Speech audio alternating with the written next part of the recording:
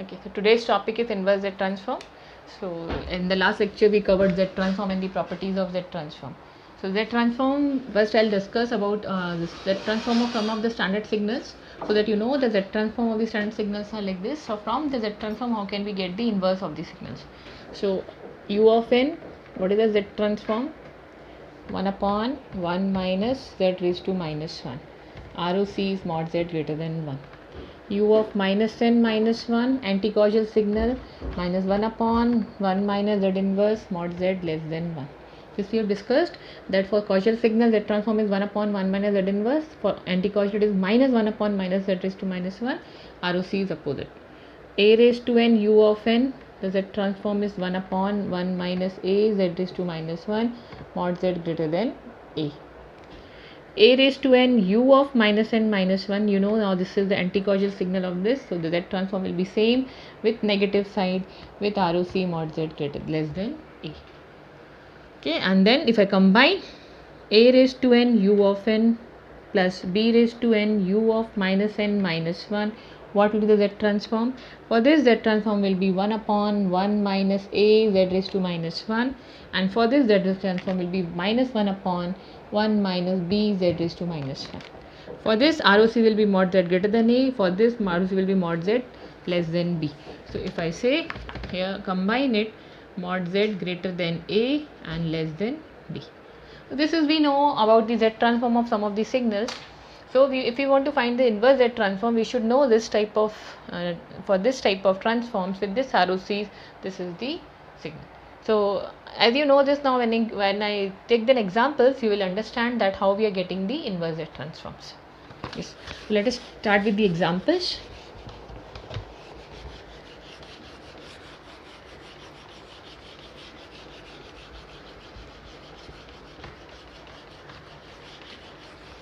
Okay, let us take first example and start with this. The first example is determine all possible sequences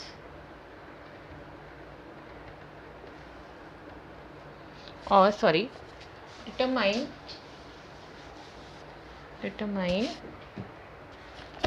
x of n when x of z is given as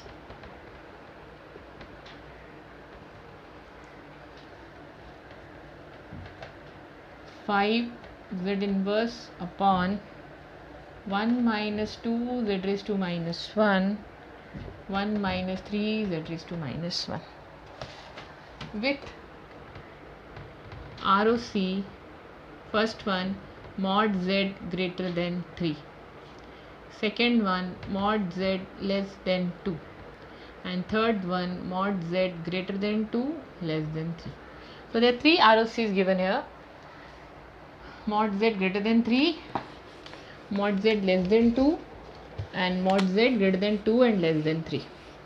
Okay, the first one, if you see, if I this is nothing but the partial fraction method, so we'll write down this as x of z equals to a upon 1 minus 2 z raised to minus 1 plus b upon 1 minus 3 z raised to minus 1.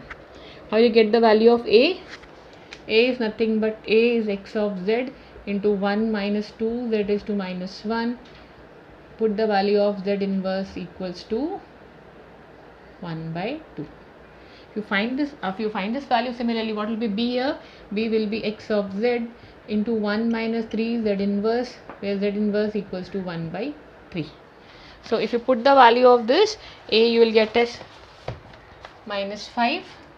A will be minus 5 upon 1 minus 2 z raised to minus 1, plus b will also be, value is 5.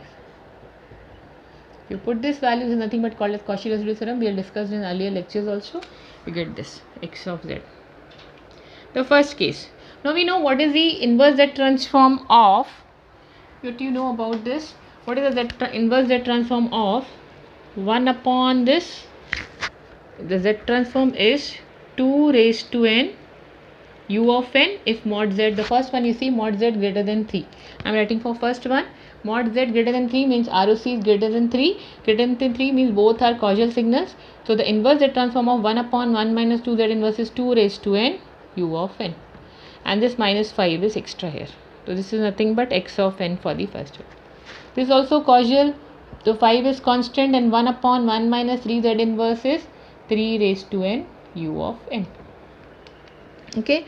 The second one is mod z less than 2. So mod z less than 2 means this is anti-causal, even this is anti-causal. So this will be x of n. We know that 1 upon 1 minus 2 z inverse, it will be minus 2 raised to n u of n minus 1. So minus minus becomes here plus. This will be 2 raised to n u of minus n minus 1, because z transform of u of minus n minus 1 is minus of. So already minus is there, it will be plus. Okay. Then this is plus. So this is nothing but 1 upon, this becomes minus here, 5, 3 raised to n u of minus n minus 1. Because u of minus n minus 1, this, the z transform is minus of, but this is plus, so this will be minus. The third one, if you see, ROC is mod z greater than 2.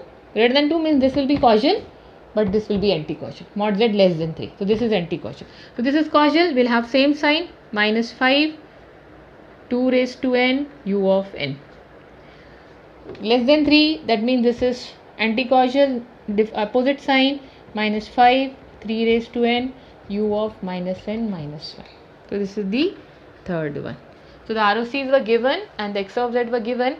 We got next example is find inverse z transform of x of z equals to 1 minus half z inverse upon 1 plus 3 by 4 z inverse plus 1 by 8 z raised to minus 2. This is 1 by 8. Okay. So find inverse z transform for ROC mod z greater than half, and second mod z less than 1 by 4, and third mod z greater than 1 by 4 and less than 1 by 2. Again 3 ROCs. So okay, if we know now this partial fraction method, so x of z equals to a upon, the factors are 1 by 4 and 1 by 2, so 1 by 4 z inverse plus b upon 1 plus half z inverse. So again, you know Cauchy residues theorem, a equals to x of z into 1 plus 1 by 4 z inverse. Put the value of z inverse as minus 4. You put the value of z inverse as minus 4, it will be 1 minus 4 by 2. 1 minus 4 by 2 is minus 2, because this is nothing but 1 minus half z inverse upon 1 plus 1 by 4 z inverse and 1 plus half z inverse. So this gets cancelled here to get the value. Put the z inverse as 4, this 1 minus 4 by 2 is minus 1. Minus 1 upon minus 4 by 2. Again minus 4 by 2 is minus 1. So the value what you are getting is here, minus minus will become plus here, the 1 plus 2, 3. So a value will get as minus 3. This is 1 upon, okay, I'll write down the value here. You'll get 3 here, a is 3, I'll write 3. A value you'll get as 3 minus 3 and b value will get as 4. Okay, this is the value you'll get. Now you know what is x of n for first one. We'll get a and b from this. What is b? B will be x of z into 1 plus half z inverse equals to minus 2. So put the value here. For ROC, the first one, ROC is mod z greater than half. Greater than half means both will be causal. The same sign, minus 3, minus 1 by 4 raised to n u of n plus 4 half raised to n u of n. Because causal you will get the same sign. Second, mod z less than 1 by 4. Both are anti-causal. X of n equals to negative sign. So minus 3 will become plus 4. This will be same, u of minus n minus 1. Again this is also anti-causal, opposite sign. This is minus half raised to n u of minus n minus 1.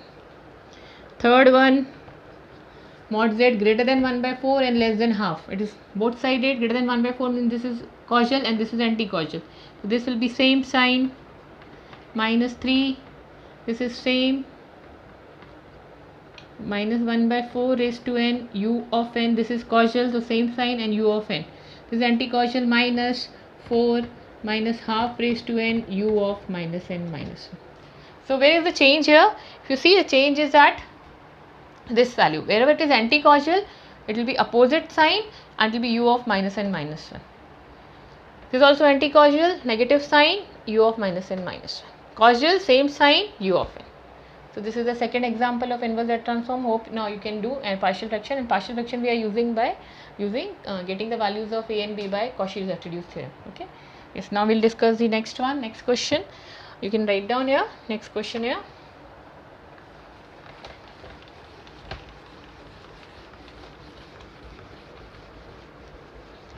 Next question will be based on convolution theorem. That we know that what is convolution theorem? Convolution theorem is convolution in time domain is equivalent to product in frequency domain. So we'll see that how we can get the convolution of two signals using Z transform. And we need to find inverse Z transform. So we are taking the problem here. Write down the problem. Third one is find the convolution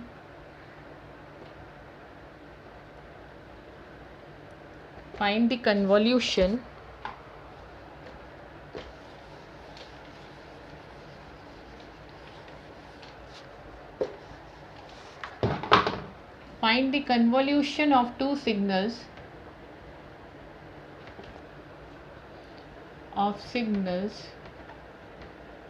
using Z transform. Okay, take x1 ns, takes x1 ns half raised to n u of n, and x2 ns 1 by 3 raised to n u of n. So we have to find the convolution of two signals. Okay, what is the property? The convolution property states that convolution in time domain is equivalent to product in frequency domain. Okay, and the question is using Z transform. So we will first find x1z, x2z. I'll call it as y of z, and I'll take its inverse Z transform. That will be nothing but the convolution. So instead of calling y1z, I'll call it as x3z. So x3z equals to x1z into x2z. What is x1z? Z transform of x1n. What is Z transform of half raised to n un? All of us know 1 minus half Z inverse. What is ROC? Mod Z greater than 1. So ROC I am not discussing now. ROC is, we say it is a Cauchy signal. So x1z is 1 upon 1 minus half Z inverse multiplied by what is x2z? X2z is 1 upon 1 minus 1 by 3 Z inverse. So this is x1z into x2z. That is nothing but we are calling it as x3z. Now we have to solve its inverse Z transform. For that I have to write this as a upon 1 minus half Z inverse plus b upon 1 minus 1 by 3 Z inverse. Now you know a ka value. What will be a ka value? A ka value will be x3z into 1 minus half Z inverse equals to 2. Put the value of Z inverse as 2. This will be cancelled here. If you multiply this, only you have to put the value here 1 minus 2 by 3. Okay, because we put the 2 here, for that the roots of this is 2. So Z minus 1, if you put here 1 minus 2 by 3, it will be 3. The value of A will be equals to 3.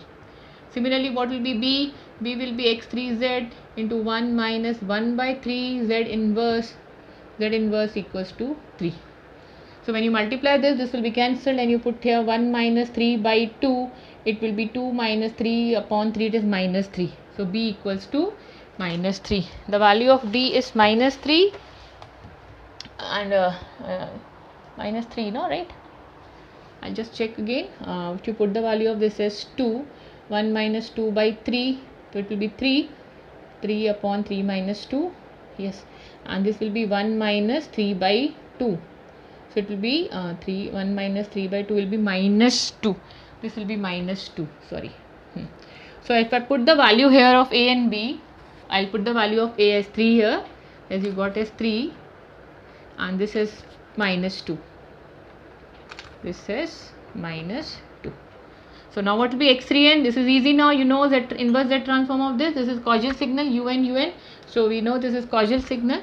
So this is what? 1 upon 1 minus half Z inverse. 3 is constant. What is the inverse Z transform of 1 upon 1 minus half Z inverse? Half raised to n u of n. Right? Sign is minus here. 2. What is the inverse Z transform of 1 upon 1 minus 3 Z inverse? 1 by 3 raised to n u of n. So this is the answer, that is x3n equals to 3 1 by 2 raised to n un minus 2 1 by 3 raised to un. Okay, so this is inverse Z transform part 1. Part 2 already have uploaded. If you combine these two, I have covered mostly of inverse Z transform. The next lecture I will be taking of unilateral Z transform. Okay, thank you.